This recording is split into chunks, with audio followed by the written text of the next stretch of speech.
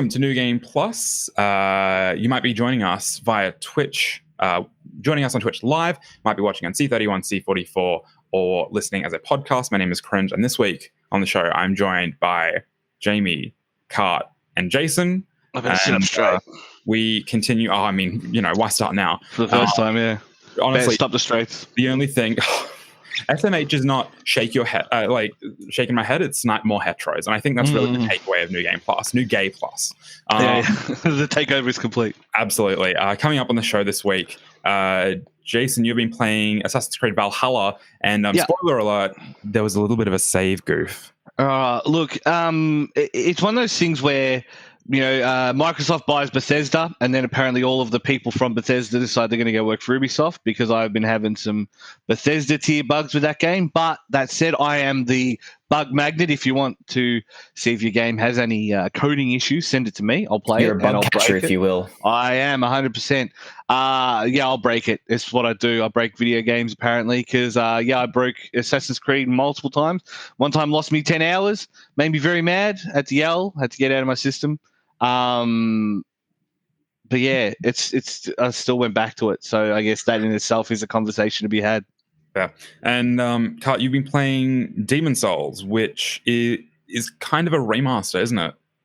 I would say that a lot of it's a bit hard, because a lot of the game aesthetically is fundamentally changed. Right. But a lot of the animations and a lot of what made the original great has been retained to try to ensure that authenticity is retained. So this is the remake that is basically developed by Blue Point Games, who ended up running. They're also known for a lot of their really good remasters, as well as a lot of their ports from PlayStation 2 to PlayStation 3, like Ico and Shadow of the Colossus and things like that. And they're highly revered. This time they've obviously remade Shadow of the Colossus, I think about maybe 2 years ago on the PlayStation 4, and then they also gave Demon Souls another stab shortly afterwards. A lot of people had the differences with the Shadow of the Colossus remake. That game was almost essentially built from the ground up, in the sense that the physics worked a lot different than the original game, and a lot of other things too. So there were a couple of differences that a lot of people didn't like about Shadow of the Colossus, so they kind of take a bit more of a conservative approach with Demon Souls, but I guess we'll tap more into that later in the show. And whether or not it is a good launch game, because there are not many of them on PS5 and Xbox Series. No, there are not.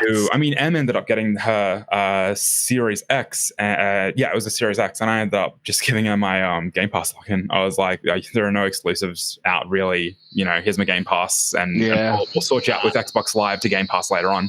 I mean, sure, I guess. It's the best thing you can get right now, I guess. Totally. Well, she also bought an Xbox Series because she's never played Xbox games, so she can't do that later on. Still a pretty good back catalogue to go through before games do come out. Yeah, for sure. She was very excited to play Fallout New Vegas, actually. Jason, you've got some weird background noise. It'll be a cricket.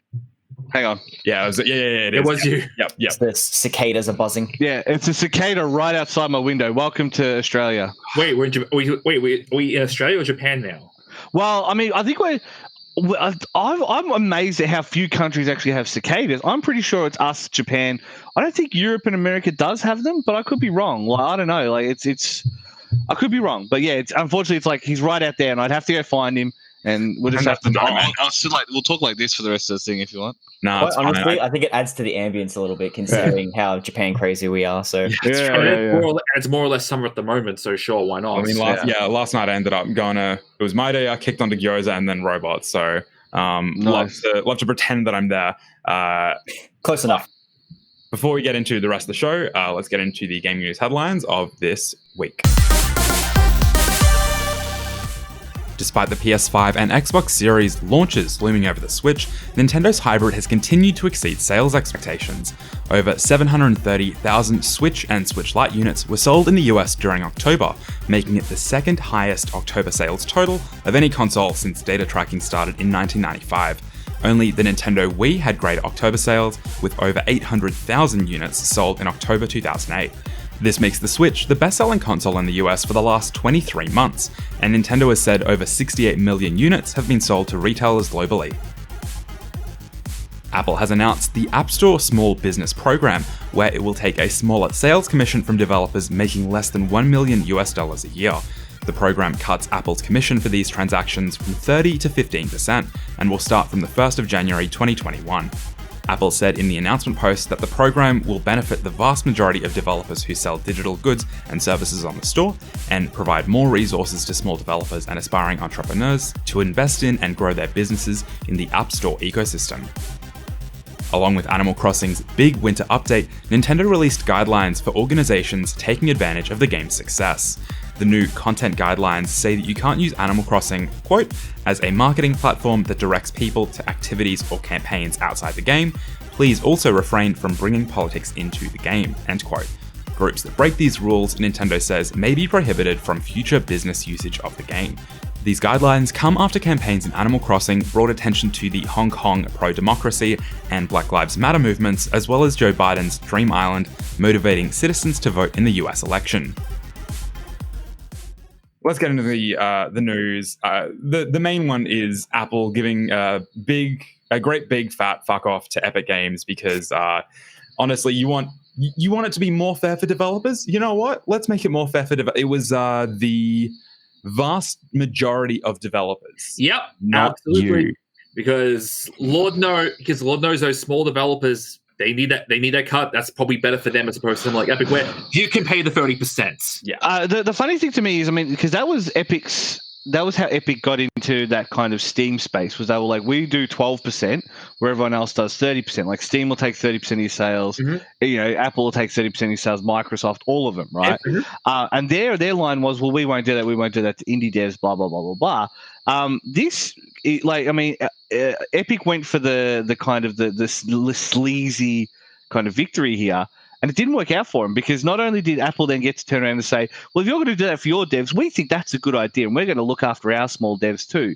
But then they also got to still find a way around not having Unreal Engine games on the platform, but still kind of telling Epic that, well, screw you, Fortnite is not getting off this. I thought they still had Unreal Engine games on the platform. It's just they didn't want Fortnite on the platform. No. But originally, the original injunction was they said that we're removing all Epic products, which included games that were made in Unreal. And that was the one thing that the injunction didn't cover. They said you can't do that because, that's not fair to the random people who use Unreal. Also, but you can definitely take Fortnite off the store. And so... so from my point of view, this is the perfect counterplay. Not that I have any particular fealty to Tim Cook and not that I'm particularly interested in being nice to him, but God, fuck, Tim Sweeney's an idiot. I don't understand how we thought this was going to play out for him. Can I interrupt super quickly? We're talking about Tim Sweeney, a man who, as of today, as we're recording, has likened the fight against Apple as liking it to basically the fight for civil rights in the US. I'm like, cool. Read the room. Just great. Yeah. Great. That's totally the same thing. Four lives matter. Yeah. You getting money is totally the same thing as, the fight for civil rights. Good job, Tim. I kind of called it a little bit earlier when Epic Games started doing this posturing, trying to attack Steam and trying to giving developers a bit of a better deal. And the fact that they're biting back in the same way, saying that this is completely unfair and then sicking the lawyers onto them, I find a little bit kind of disingenuous, which is why I've never really fell for the meme anyway. I'm sitting there going it's very clearly once Epic hunt for that monopoly, they're not there to support developers. They're there to support developers now, but as them being quite fickle, they're going to end up trying to strong arm that market and find that monopoly. And they're sad and they're throwing their toys out of the pram because they're not getting that. I don't know. It's just, sorry, eat shit. It's getting really cozy with PlayStation 5 support and Unreal Engine 5, so maybe they can just focus on that. Just lick your wounds and just go work with Sony instead if you want a proper monopoly or whatever. But because they also haven't they've sued Apple in Australian courts. Yep. On that basis. That's right. They say that it's a monopolistic thing. Now, the reason they did in Australia is because we have a history of actually agreeing with that, as long you think. But I don't think this is the same as say when the modders went after Sony for limiting their ability to mod chip, because Sony were deliberately stopping a service from happening. There was no technological reason. They were providing a technological solution for people to pay a product they had paid for.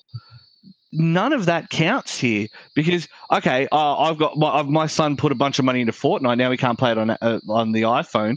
Sure, we can play it on PS4, Xbox, Switch, PC, Mac. Android, Stadia. Should he choose to waste his time? You know what I mean? Like there is the argument doesn't apply because it's like, well, there's no monopoly on this. Like it'd be like, it's different if it was the only platform it was on. Let's say Apple signed them to an exclusivity contract and said, hey, you're on our platform. And then they pulled this. Well, then sure. Like you've limited my ability to make money elsewhere. Like you'd win that case because that's absolutely what's happened. But no one's stopping Tim Sweeney from releasing this or buddying up to anyone else. And as mentioned, I think Jamie said with Sony, I mean, they've bought so much into Tencent and Epic, Sony has, that's the avenue they're going to go down. Like they're going to go for that real kind of triumvirate angle. And yeah, I don't know. My thoughts on Fortnite aside, Tim Sweeney's an idiot, and this is just a bad move. I think the perfect case study here to see how you actually treat cases like this is the way Microsoft did with Apple and xCloud, where they found the middle ground between what Apple wanted and what Microsoft wanted. And as I like to coin, the Virgin Epic lawsuit versus Chad Microsoft negotiation. Like this is it. Like you find that middle ground. You don't sit there and start seeking lawsuits because not only if you do lose that case, that's a huge hit on your reputation. Not only with your market competitors or people that you can potentially collaborate with, but also with the public space as well. And I would say it goes back to going back to the Valhalla review. The reason the nobles and kings, when they captured other nobles, would be kind to them is because if their kingdom fell, they would expect the same treatment. Do you know what I mean? Like you don't kill nobles, and that's legitimately, as horrible as it sounds, that's it here. It's like next time Tim Cook has a problem with something that Epic does, he's going to turn around and go, "Well, you stick the lawyers on us. I hope you're ready. Here's your lawsuit. We're not coming in with good faith anymore. You've ruined that chance of good faith." And Microsoft competes in all those spaces, a lot of the spaces that Apple does, and even it went in good faith. You know what I mean? So say there's a problem in future, they won't necessarily agitate or won't start these, bad faith, AstroTurf campaigns like Epic did. They'll go to these people that they have this relationship with and go, look, this is something what can we do about this? Like public comment will be made and whatever, but it'll still be behind. They'll be like, what can we do about this? We can't give you this. Let's meet somewhere in the middle. And especially in these kind of practices, it's like, cool, as long as it's not setting up a cartel, who cares? Like that's what it should be about. Maybe it is. Maybe that is the case. Yeah. Maybe Tim Sweeney wants his cartel. So how about Nintendo, huh? Yeah, so two of the stories here are Nintendo. Crazy. We have a news week where we're not just bashing on Sony, for half the time. Wait for that. I feel one or two in there. So the Switch sales, 3 years, 68 million units. Yeah, that's a lot of units. That's so many. It's making the NES. It's outsold the NES now. It's just outsold it's outsold GameCube.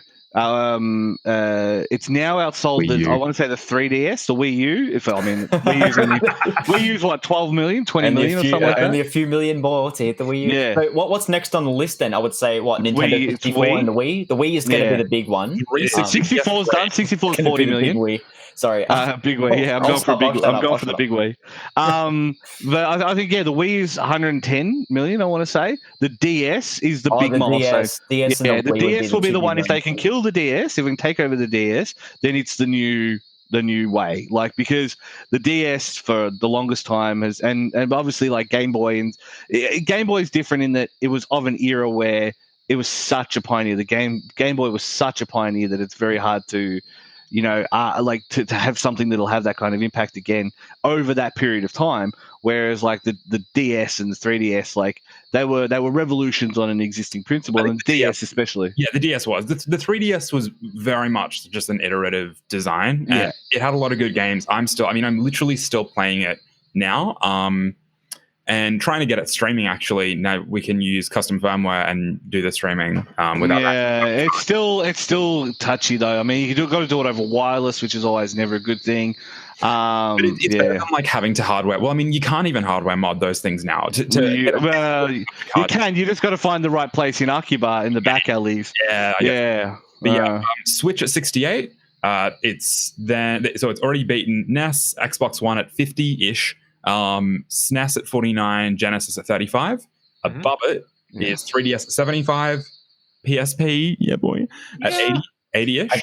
I think if anything, the idea that it surpasses the Wii or the DS is such a monumental thing, because naturally, as the years go by, obviously populations throughout the world will increase, meaning that obviously more units will naturally be sold. Yeah. Because the Wii and the DS are such like more recent offerings compared to something like a Super Nintendo or an NES, like that kind of makes the milestone far more of a momentous occasion. But I guess by the same token, that just means the PS2, like the 155 million PS2 units, speaks to how influential smart it is to put a DVD into your player. Absolutely. Well, yeah, it was the perfect timing, of course. Yeah. I say, I mean, like people say, oh, it's got more than that. I'm like, yes, it does. But understand that if you're in that era, if you were a kid and you were like, Mum, can we get a console? They'd be like, you don't need a console. It's like, has a DVD player in it. Suddenly Dad's like, yeah, let's fucking, all right. You know, like, it was an easy sell. Also keep in mind that the PlayStation 2 had been supported as a console a lot longer than some of the other consoles as well. I think the PlayStation 2 had a shelf life of about 11 or 12 years. So it's 11 years, I'm pretty sure.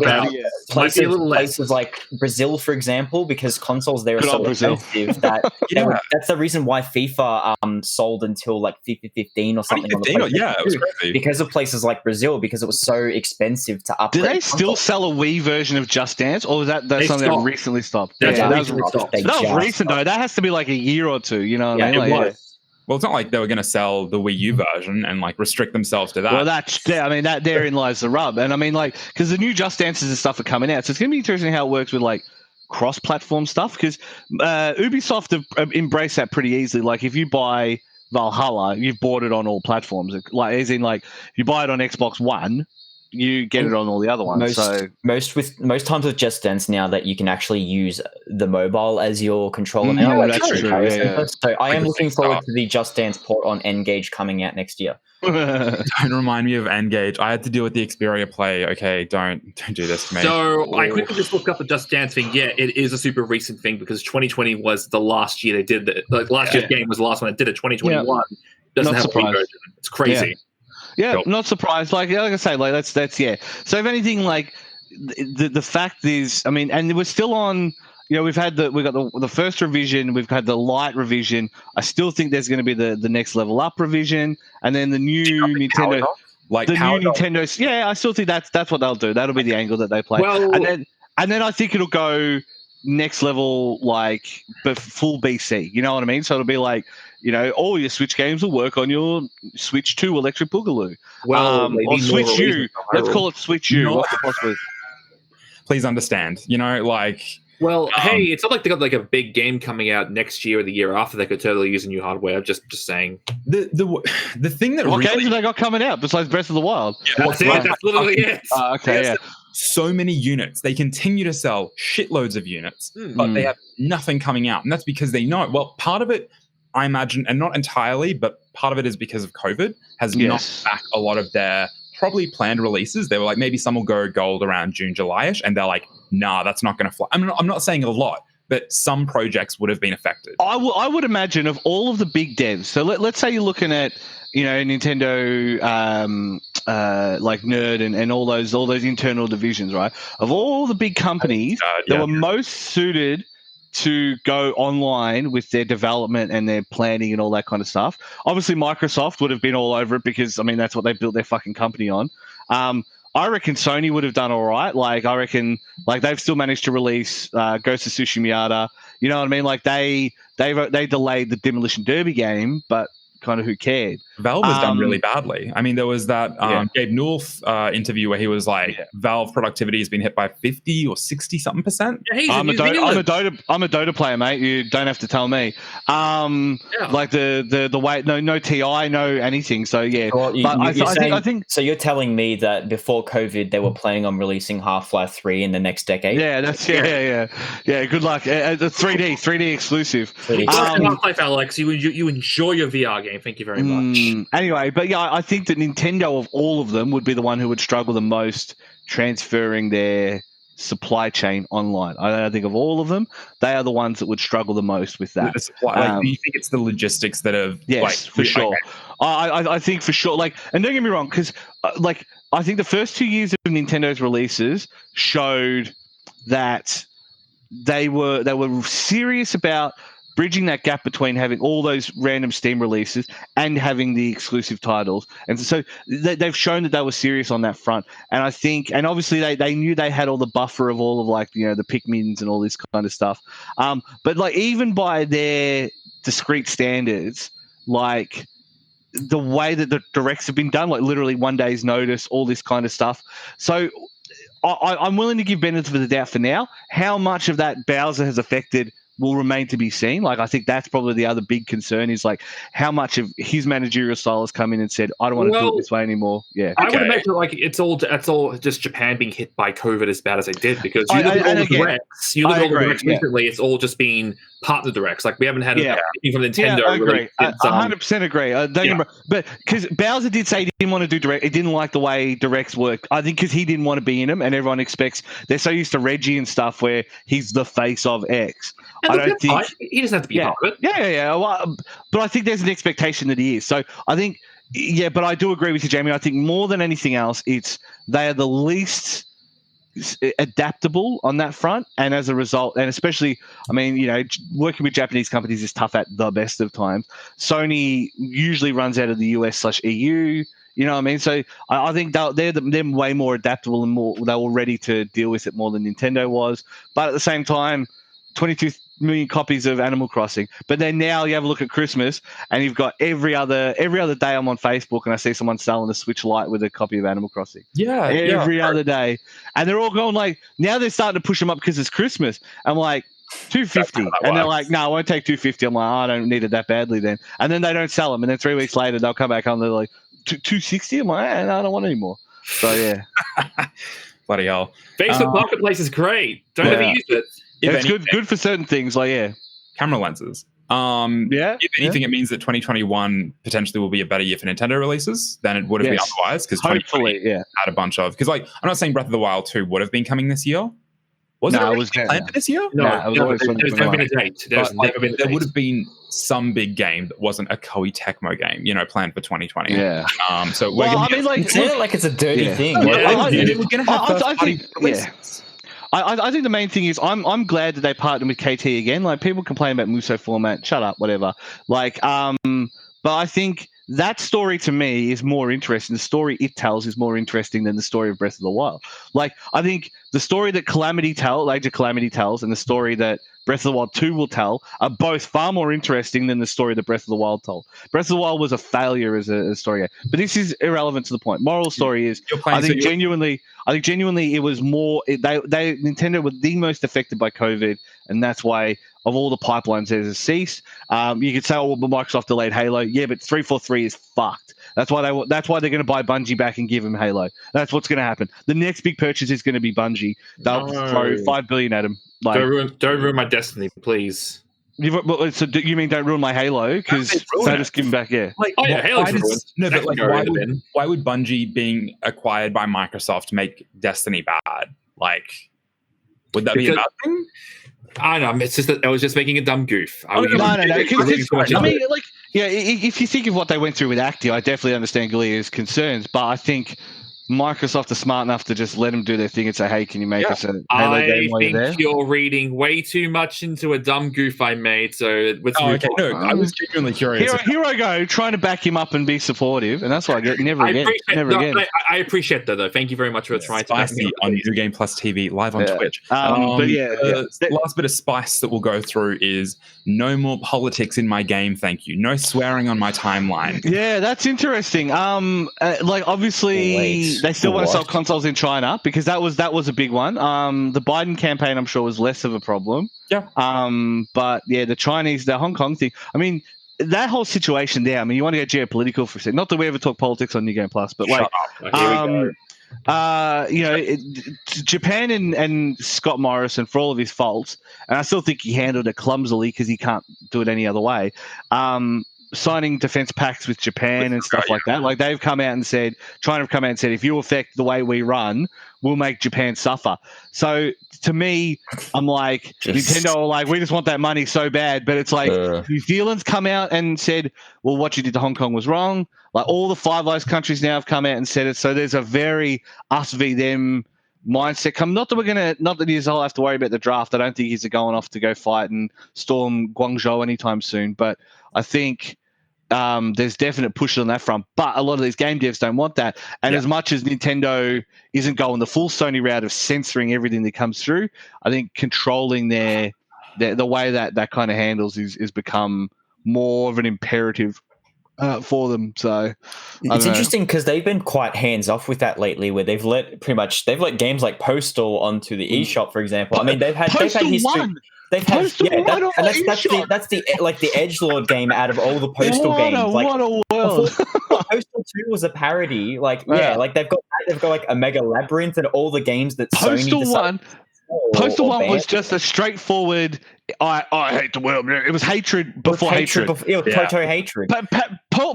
Postal 2, as much as you want to turn around and go, oh, it's edgelord bullshit. I'm like, yeah, but it was trying to be edgelord bullshit. So at least it was trying to not just be straightforward. This is the correct thing. This is, get them back because they were mean to you kind of thing. Yeah. What a world, Cardi. It's interesting in the sense that I think obviously Nintendo. I'm not too surprised because Nintendo's had a history like this in the past during the Super Nintendo era, where obviously with Mortal Kombat, the blood was turned into sweat. Wolfenstein removed any semblance of Nazism and depictions of Hitler for good reason. But again, that kind of just removes the whole entire point of the game to the point where why would you even release it on a Nintendo platform? But there's actually a really good history behind that where I think it gave the source. They got so mad about Nintendo's decision that they gave the source code of Wolfenstein to a bunch of Christian game developers, and they made a Noah's Ark first-person shooter. Or it was like, I think it was David versus Goliath or something. No, you were right. It was Noah's Ark. It was Noah's Ark. You could buy that on Steam right now if you really want to. The fact that Nintendo's been so hands-off lately with a lot of this to the point where they've just gone, everyone can release whatever games they want on the platform. Who cares? Whatever. That's fine. But yeah, I just find it interesting, but also not surprising that they're drawing that line in the sand just to protect themselves and also potential markets to tap into. Switch is a hentai console. What a world! It is. It's the new Vita. The Vita that Sony, that Nintendo's a stepfather now, basically. The Vita that actually works. Yeah. The Vita actually works and is loved. So yeah. I mean, I'd still potentially end up getting one if I went to the next time that I go to Japan. I say it every time. I'm like, I'll go to a book up and buy it for real this time, and I don't.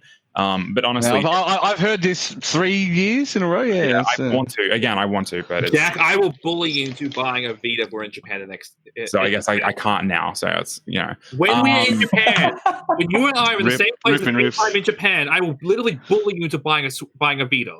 He's very good at it. I'm waiting for BL to hit Switch. Like, Jason, I know that you're like, Switch. There's fucking heaps of it on there. What are you talking about? The Japanese eShop, there's no BL on the Switch eShop. It's all girls. You are the girl as the protagonist. It is just flat out harem is what it is. We'll reverse harem because it's Would you prefer like the Chinese drama route where there are two guys who are just very good friends, very good cousins, or very good cousins? Yeah. I read that article on queer baiting in Yuri on Ice. Okay, I'm not going to hear that. It's fine. It's about to make history. It's fine. I don't.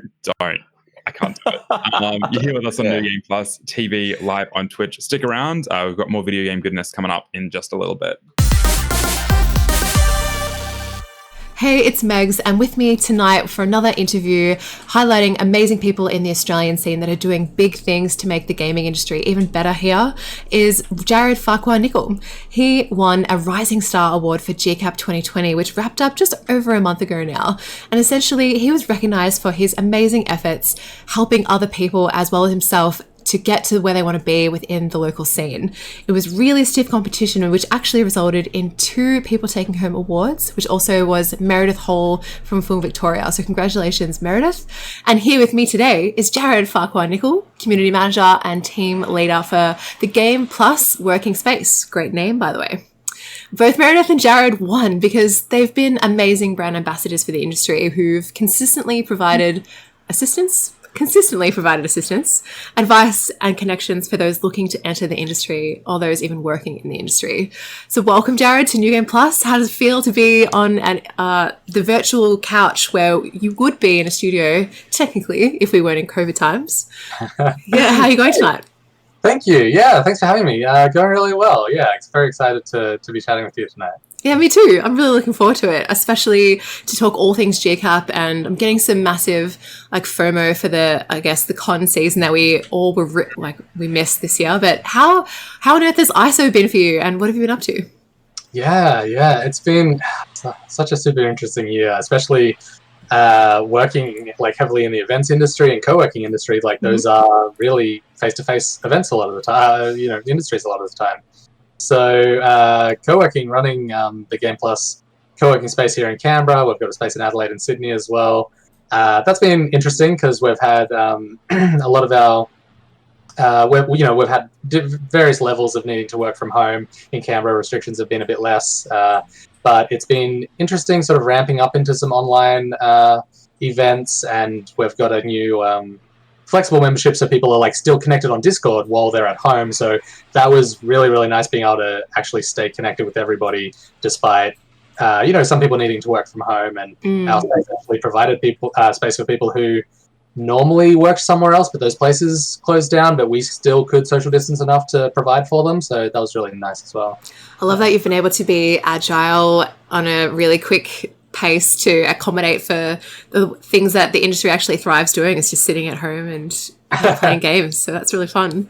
Can you please tell me about Game Plus? I actually had never heard of it until you won the Rising Star Award, and now that I've done a deep dive about it on the website and seeing how many studios you have, I can't believe there's not more of these out there. When did you first join the team? Yeah, so I'm glad the award's getting it out there a little bit more. That's great. Exactly. We started in September 2016, and that's when I joined as well. So started in Canberra.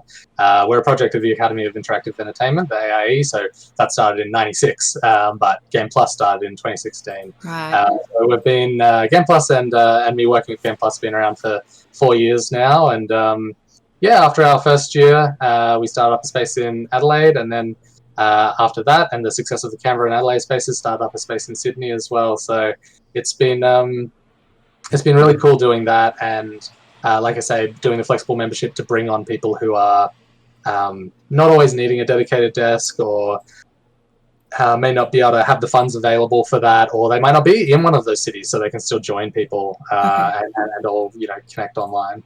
So you mentioned before we started recording that it's actually a non-for-profit collaborative workspace. So that's fantastic. How do you keep people coming through the doors, and how long do people generally stay and use the space for? What's the life cycle of a general tenant? Yeah, no, that's a good question.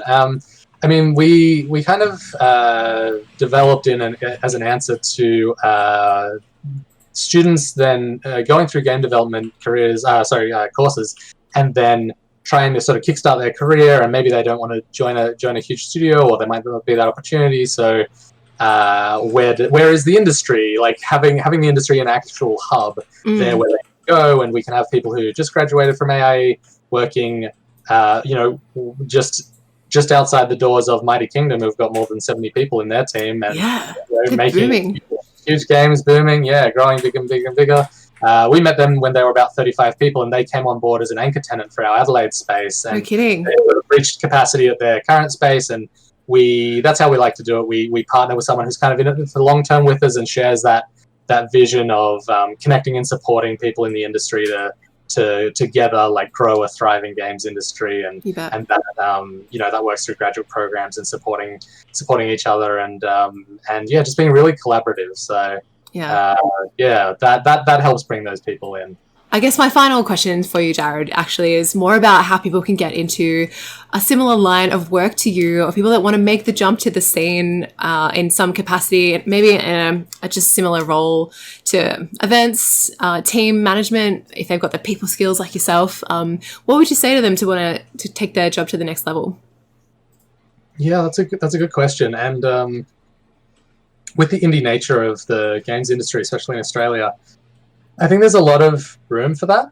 There are I think if people see a problem, or even better, see a solution that just isn't happening, there are some really cool initiatives like Accessibility Unlocked, like seeing a need, and you can, anyone can make a website, anyone can have a Twitter. If you've got the drive and the time to do that, you can start doing that and connecting people. But I really think that networking is a really strong one. Finding people who share a passion for the same idea as you, and not an echo chamber, but people who can support that idea and bring different skills and different, bring diversity and different backgrounds and perspectives to it. I think that keeping yourself involved in the industry through checking, news sites and following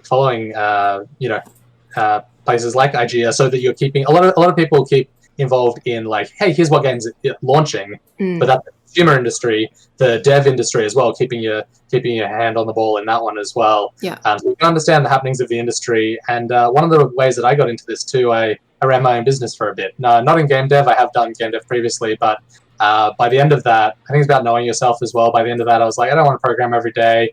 I do like drawing. I don't want to do any of this all day. I want to help other people do what they want to do. So getting involved in your local game dev communities like CanDev or any of the IGDA meetups, those are really good. See if you can lend a hand, help people out. The Adelaide Game Developer Talks is another great one to get involved in. You don't also need all the answers. You don't need to position yourself as, I'm the one who has all these answers. You can be the one who maybe knows someone who might have the answer. Exactly. And then the more you do that, the more you go, oh yeah, definitely talk to this person. They can get you hooked up with that, and practicing that. And, you'll get better at public speaking and team leadership and community through doing all that sort of stuff as well. So if you can kind of safely throw yourself in the deep end a little bit and find people who can support you in that, and you can support them, then I think that's a really cool way to do it.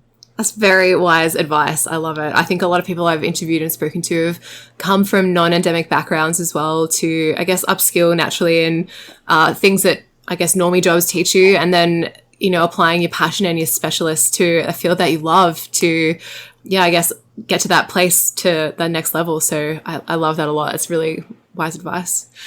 So finally, Jarrod, where can people follow you and your progress and the next steps for your career now that you are officially a rising star? Thank you. Yeah.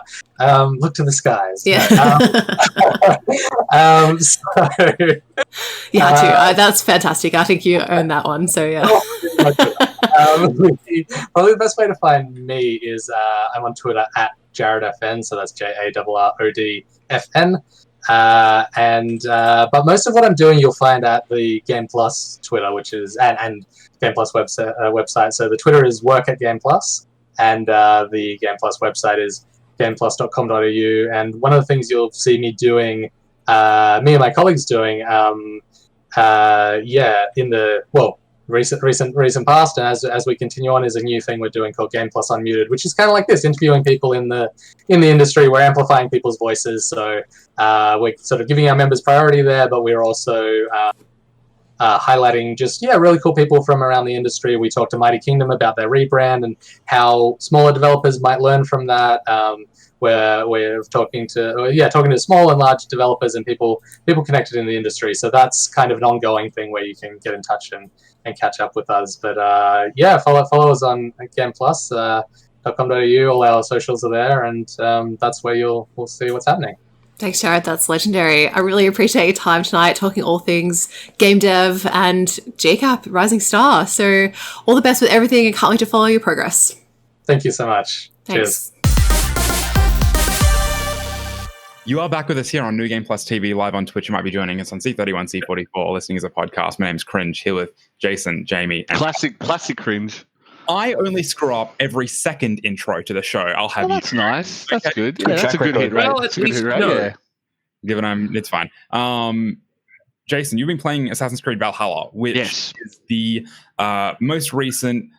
You used to be able to call them action-adventure games, but now it's like an action-adventure RPG situation, but it's Viking. And numbers. Yeah, so, look, so since Origins, it's gone a different route. So I would say Unity and what was the one in... What? Syndicate. Yeah. Syndicate. Syndicate was the last of the old format, if you will, and probably the last one I played in any like real great measure was probably Unity, and I didn't play heaps of it. 4 was so good that I, like, as much as Revolutionary France was cool, it was just at that point the formula was tired. They tried with Syndicate, they tried to mix it up with the 2 Pro Tag, didn't work. Origins comes along, changes the formula entirely, historical tourism, and it does okay. Odyssey comes out, lots of people start to feel the Odyssey thing. It's where they do the whole, 2 protagonists, like you can pick male or female pro tags, all that kind of stuff. Greece, Yeah, and so obviously it was an interesting setting. This is England in, I want to say, between the 8th and 11th century AD, and I can't pinpoint it. I'm sure if I research, I'm sure if I really look, but it's got to be before William the Conqueror, because the Normans haven't taken over, because it's all Saxons, and it's got to be after like 850. So it's in that 200 year window. If I'm wrong, send an email. I mean, it just means you're a nerd, but that's okay. Yeah, but like some moral stories. You're from Norway. You're a Dane, and like a lot of other Danes in that area, you're going to England to test to make your fortune, kind of thing. And so, while it's not as interesting as ancient Greece, like ancient Greece always has that mythos attached to it, where the cradle of civilization, and not cradle of civilization, that's Africa, but more like philosophy and stuff like that. So there's a lot of that ties to that, especially when you start looking at Western cultures. This is the different boroughs of England, and so while it's technically less interesting, it did teach me more about that region than I knew previously. 873. So there you go. I was close. Like I knew it had to be before William the Conqueror, and it had to be well before, but there you go. Moral story is, thank you to Zeppelin Games for the follow, by the way. The moral story is, so you play as Eivor, who is going there with his brother Sigurd.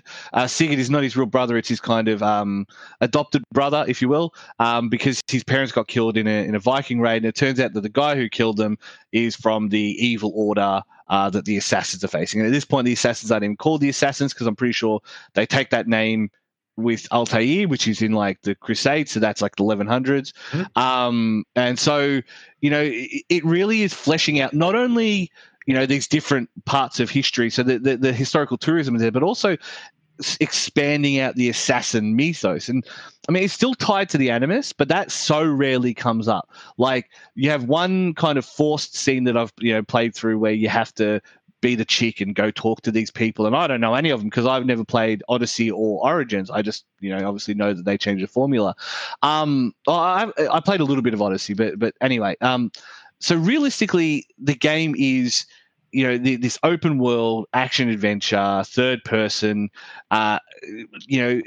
Forrest Gump like historical game, and it is interesting, and a lot of the actual voice acting's pretty good. So everything about the actual presentation of the game is pretty nice. Like, I started playing it on Xbox One. And I got the Series X came out because we received code early. Xbox One S. Yeah, S. So not base, not black VCR.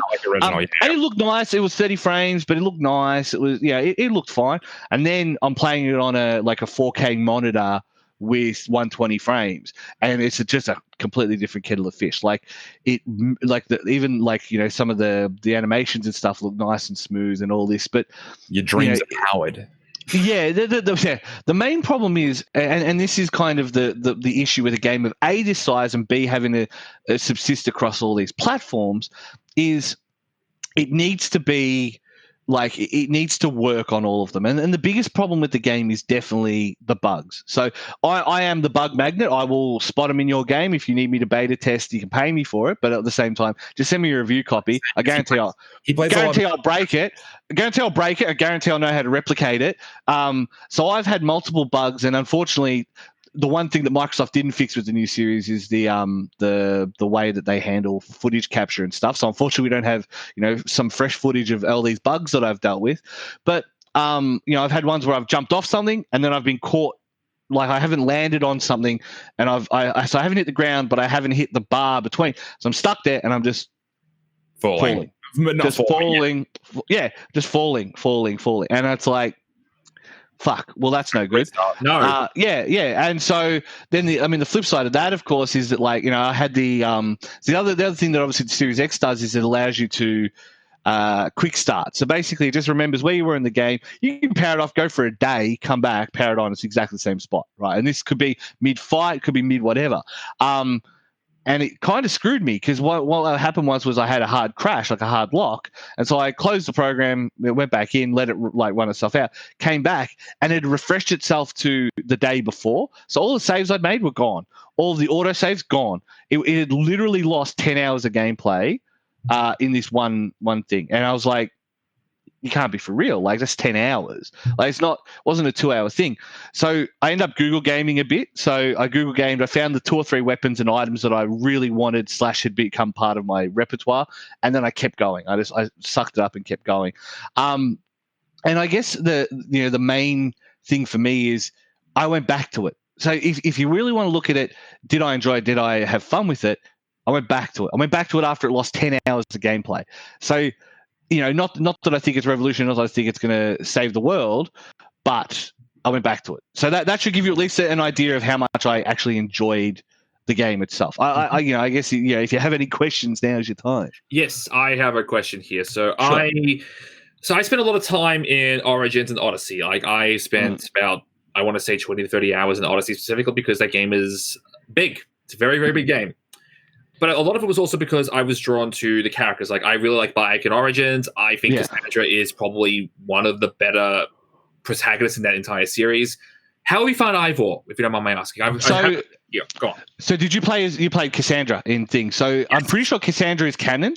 I hope she is. That'd be great. Yeah, no, I'm pretty sure. I mean, it's semi-spoiler, but I'm pretty sure she's canon. And I'm pretty sure female Eivor is canon too. And I'm playing male Eivor. Because I didn't know. I had no idea. But apparently, yeah. And I feel like they're fine. They're both voiced fine. Their motivations and their thing, they never really act out of character. Like his fealty to Sigurd is very strong. When Sigurd starts to go down the path of, maybe I'm a god, and because he's starting to hear all the talk about the Isu and all of the progenitor races and all that kind of stuff. He starts to go, you're missing the point. We're here to start a new life. You're the king. You're the Jarl. I need you to do this. Male Evil is fine, and I've seen other people play. Like I've watched Sing Sing stream. And he played as female Evil. The voice takes a while to get used to, but it's fine once you do, because it does sound a little bit like angry teenager. But that's that kind of that husky, aggro feminine voice always kind of does to me. No, I mean male Sigurd sounds like the angry, like a bloke chopping people up, like which yeah. But I feel like the motivations are fine enough. All of these character moments are still done with enough thing. They hired.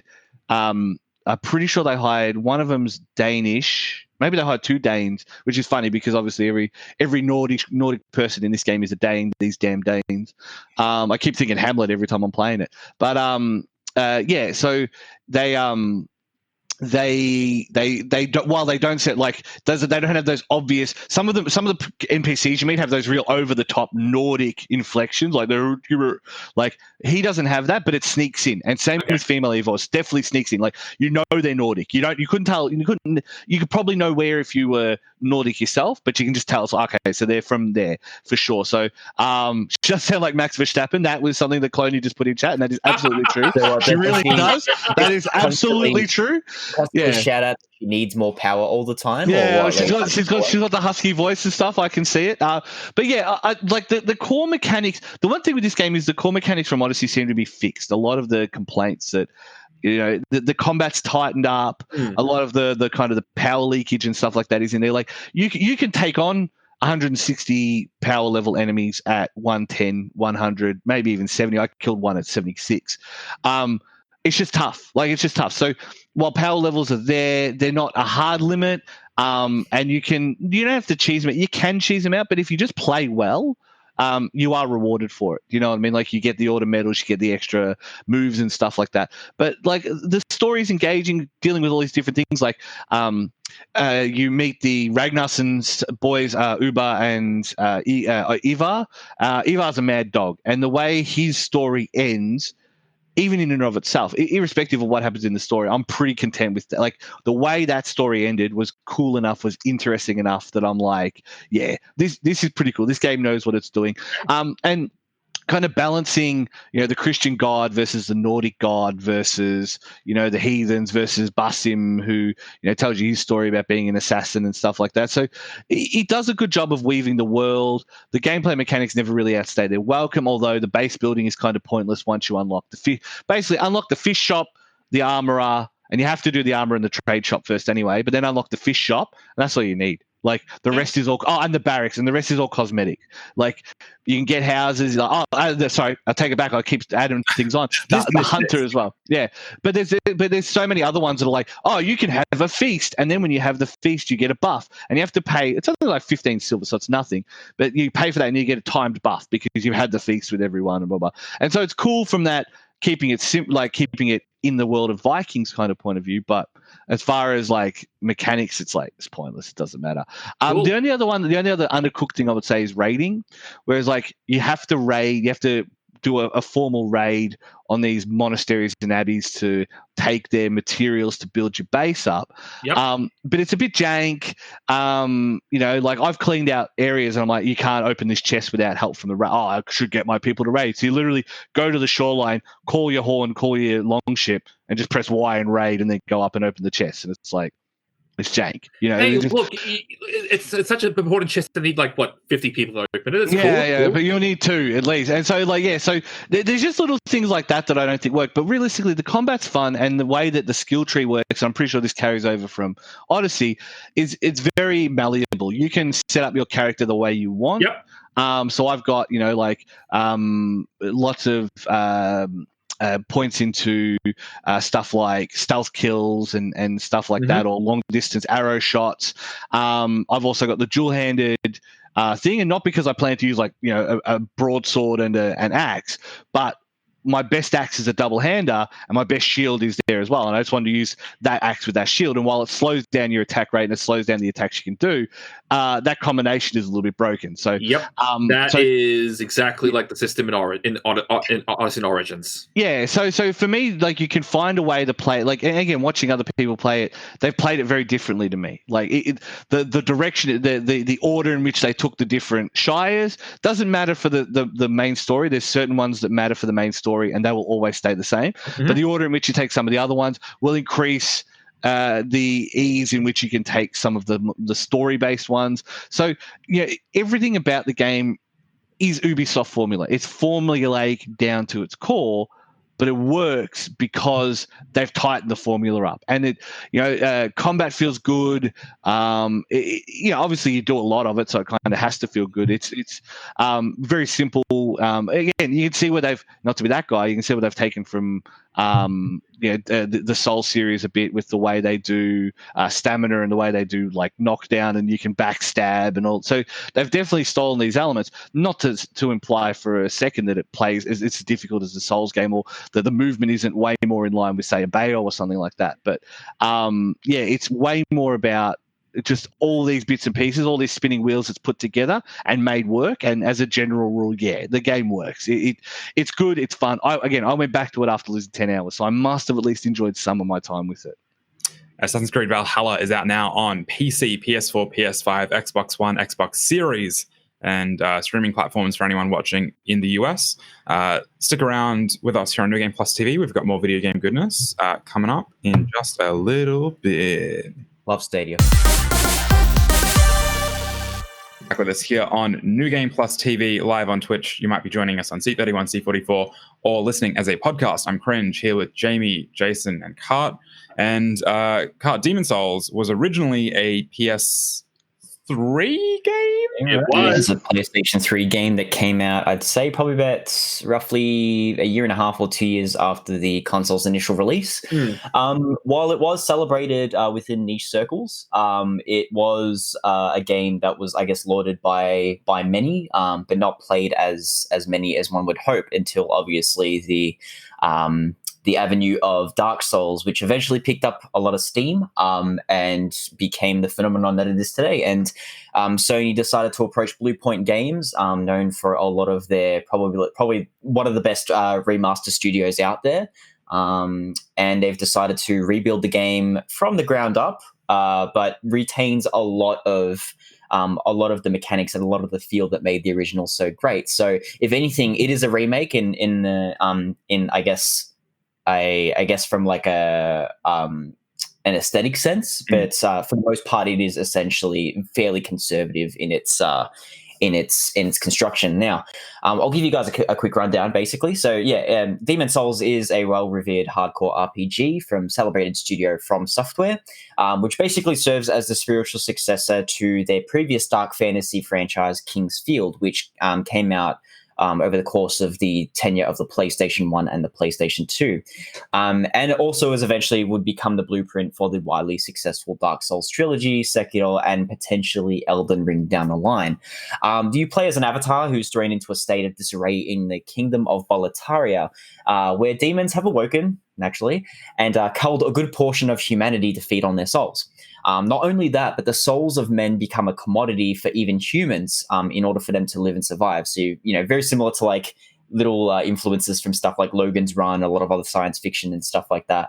And for those who don't participate in, murder or opportunism, they are doomed to perish and their memories becoming sustenance for those who have stronger wills to survive. So very much like Dark Souls, it does take that dark fantasy setting and kind of cranks it all the way up to 11, and does offer a very bleak universe to explore, maim and murder and do all sorts of other things. So in the game, the titular souls are seen as a catch-all currency that enables you to level up your character, buy, upgrade, repair equipment, even learn spells, and much more depending on how you want to kind of carry yourself through the game. Throughout the game itself, you do progress through winding levels of varying difficulty while fighting bosses and proceeding in non-linear fashion via a hub world, where the game kind of lets you tackle worlds and the fights in whichever order you please. So think of something along the lines of like Mega Man, even some of those other kinds of hardcore RPGs where it's like the game doesn't really tell you which way to go. You just kind of get a feel for it and then go from there and play by ear. Yeah. My thing, Cardi, I would say is because it's a PS3 game, you reckon that's why they just went, we have to remake it from the ground up? Like there's no point trying to port a PS3 title because of the PS3 architecture.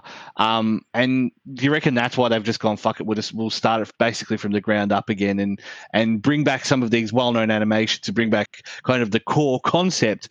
But like at its core, even watching it, definitely like it looks like it plays a little bit differently. I don't know. Maybe I'm just looking at the footage in the wrong way. Well, the way that it plays, obviously, through the power of the PlayStation 5, the performance has increased significantly in terms of like the original game, with most PlayStation 3 games run at 30 frames per second at a max resolution of 720. This game in particular, I think, runs at 2K, which is blown up to 4K. So it's not necessarily native. But it does run at a much better frame rate than the original game does. So obviously, not only like factoring in the performance bump, but a lot of the game kind of almost feels very much the same if you were to disregard the performance as well as some of the aesthetic changes. Obviously, there's better graphical fidelity. The frame rate kind of makes things feel a little bit kind of more different. The boss battles, the timing of attacks also kind of feels a lot more kind of not easier, but it kind of feels a bit fairer in case, like there's less frame jumps and all that sort of stuff. Like everything kind of feels really good. But I'll give you a quick rundown of like what I've noticed mostly of like what has changed and what kind of remains the same. So the way the game works, there are essentially mechanics in the game that are only explored within Demon's Souls called character and world tendency. And the way that they work resembles almost exactly the same, like one for one from the PS3 game to the PS5 game, in the sense that character and world tendency is basically the alignment of each world. So you can have like dark or light tendency in the sense that dark tendency makes things far more dangerous. There's more enemies around that hit you for harder. Your attributes get affected as well, like your max HP when you're in soul mode, as well as your physical and magical attacks.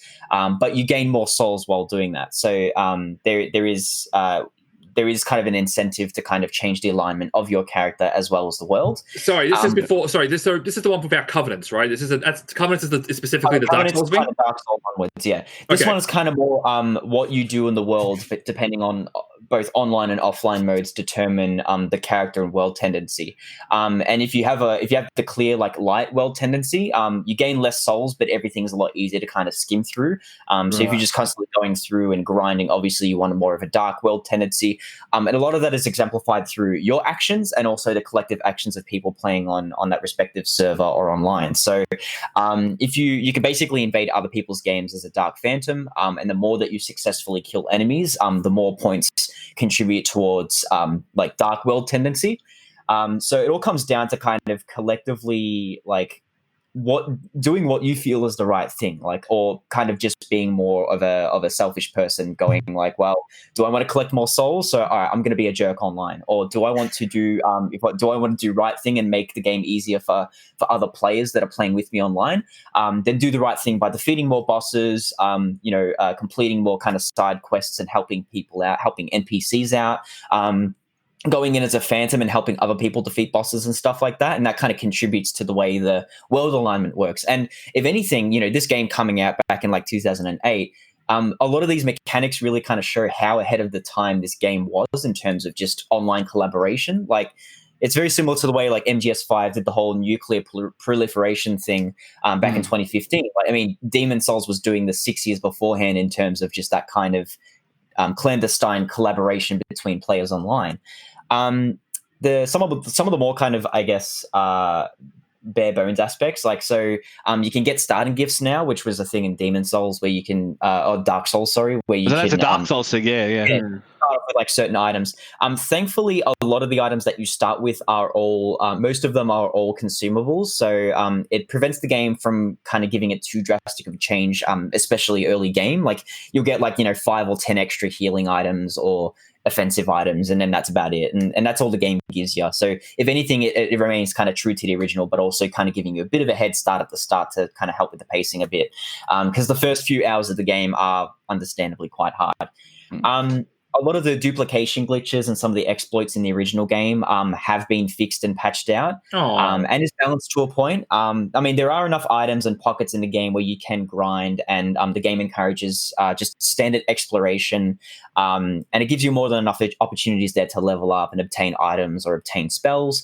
And I think this is mostly to address issues where like the game's economy kind of buckles when you start to use those exploits, to the point where almost every single build, like, like world-ending build in the game, you need to use exploits to kind of make up for all that time that you spend grinding. It also helps kind of increase the tension of PvE fights. They feel a little bit PvE fights and PvP, where they start to feel a bit fairer in that sense, where you don't have to rely on understanding too much of the game to kind of go there. However, I did notice I was trolling through the Demon's Souls subreddit, and people have come up with new exploits. So that might also kind of mess around with the economy of the game as well. I like the sound of new tech to replace the old tech. That's pretty cool. So, most of the meta does remain the same, but a lot of it doesn't involve using old exploits, but using new exploits that might be completely brand new. Some items that are altered a little. I think that there's the Storm King fight has kind of changed. Like, the way it proceeds is a little bit different, and some majorly used items like healing grasses and stuff like that. A lot of those actually have weights attributed to them now, so you do have like a maximum. You have like a maximum limit that you can carry, but it also contributes to your overall like item burden as well. So in the previous game, they didn't have any weight at all. Only certain items. Yeah, so there are like very tiny, minuscule changes, but I think a lot of them is to do with just kind of tightening up the balance a little bit, particularly within PvP type scenarios. The ones that was, you have some, Jamie, or am I jumping in? I was going to say something very quickly. So, yeah, you go. I mean, very quickly, just because you and I know this, Scotty, that FromSoft have a very specific approach to the way they make their games. Like, there's a very kind of haunting, melancholic atmosphere. It's all very regal and majestic in some weird, strange ways. That's how they make their games.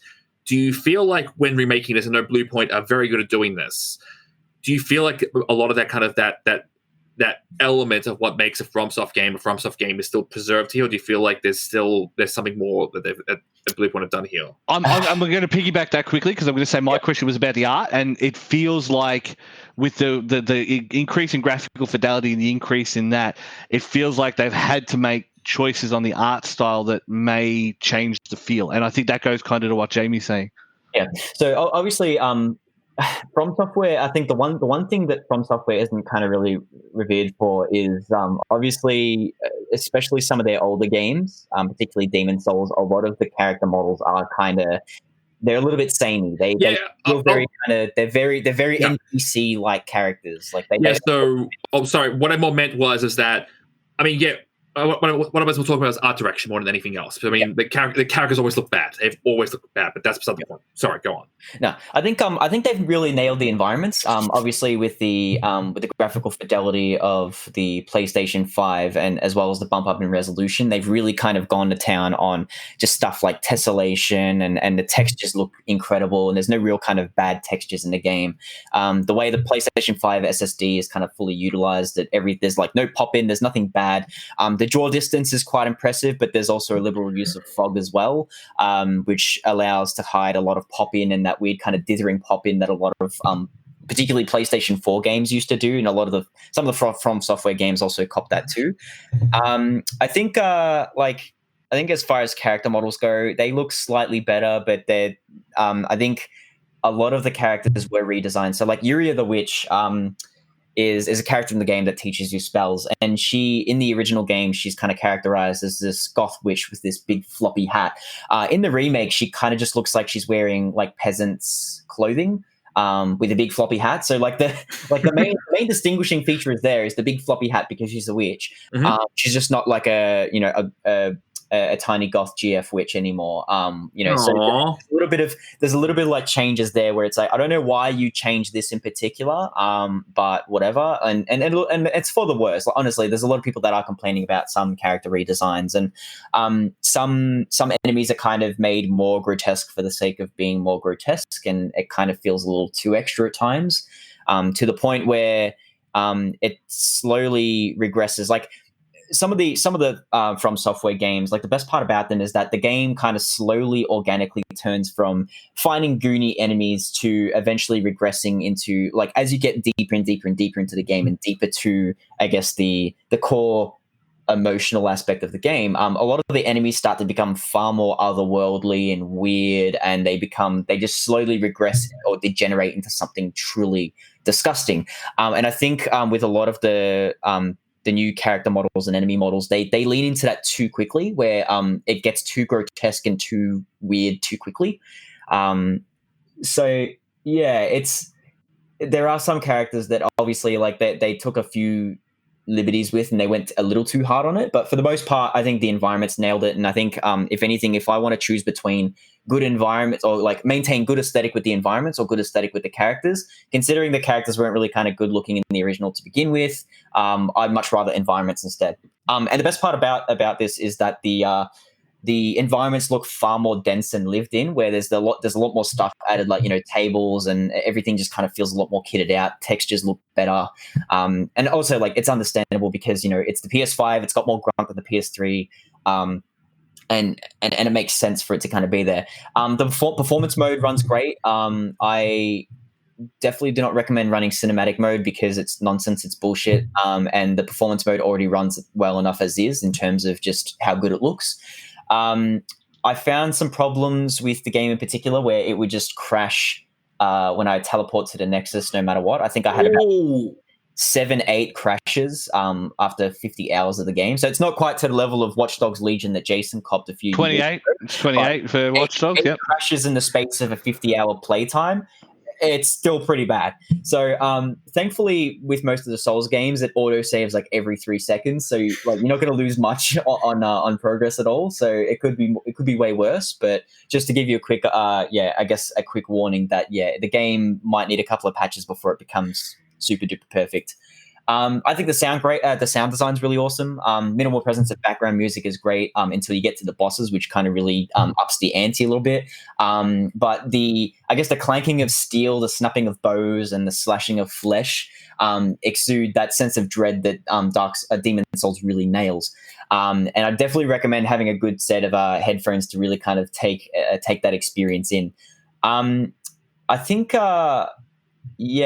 there's also like a couple of interesting things where the camera's kind of moved slightly off center as well, so you can kind of get a better idea of what's in front of you.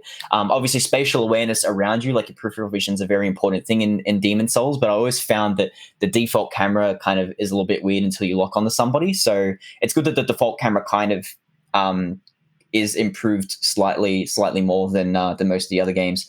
Now, I wanted to kind of talk about some of the things that did slightly irk me. I mean, aside from the game looking really, really nice, the UI is a little bit kind of threadbare. It kind of feels a little bit like placeholder assets rather than something that really truly meshes with the game. I know the original's UI looked kind of a little bit kind of goofy looking and a little bit kind of, it occupied too much space. But yeah, this one kind of feels like it's a little too out of the way. If you want to go check your health bar, you got to like look over to the top right-hand corner of the screen if you're running a monitor that's over 40, 50 inches. I think one of the biggest disappointments I had as well was that, and this is probably something that I completely psyched myself up over, was that Blue Point Games did a couple of interviews with a couple of publications well before this game's release, talking about some of the features that they were going to add and what was going to retain, what was going to remain the same. And they were touting a massive a respec feature, which would allow you to kind of save and change your character's appearance, entering fractured mode, which is a mirrored version of the whole game.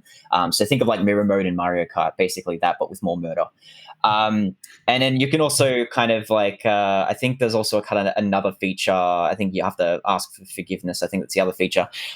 So the term respec was kind of heavily implied to be that system where you could pretty much rejig and change your character's attributes. Now you could do that in the previous game by like forcing certain enemies to soul suck you with C's, where they would de-level you, and then basically they could basically de-level you, de-spec you, so that way you could lower the cost of the total soul count required to level up, and then you can put it into another count. So if you find your build sucks and you're like, I don't want to be a magic user anymore, you can go and get someone to like constantly like de-spec you, and then you can change to a strength build or something like that.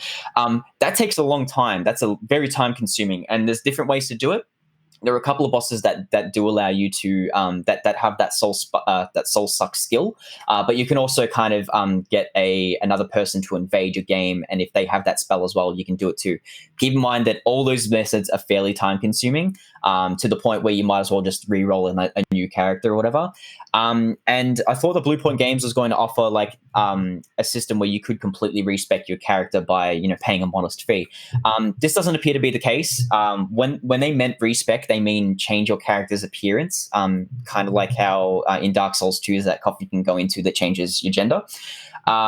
So yeah, it's a bit of a tough one where they were talking up about like this one big change that could have been great, where people could respec their entire character without re-rolling and starting the game over again.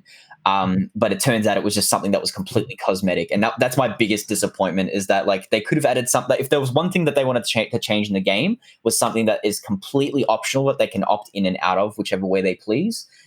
Just chuck a little statue that allows you to respec like somewhere in the Nexus in the hub world.